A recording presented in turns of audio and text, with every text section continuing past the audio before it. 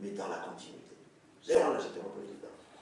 Zay zavatra rehetra mety nanahirana tamin'ny fisinao, niandronao, niandrontsika, dia tsy maintsy tapahako zany zavatra.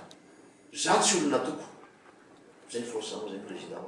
Tsy olona toko fa raha technicien no lalàny olona dia alao ahijoro am'izay. Aza ampisaloranareo rehetra ny akanjonareo aza ampisaloranareo ny akanjon'ny TGV aza ampisaloranareo ny akanjon'ny rakoto na rabe na partietsy na movansetsy fa za zao no lay moranity. Ny voalohany tsy ny olona, ny voalohany tsy ny vola, ny voalohany tsy ny organisation fa ny communication.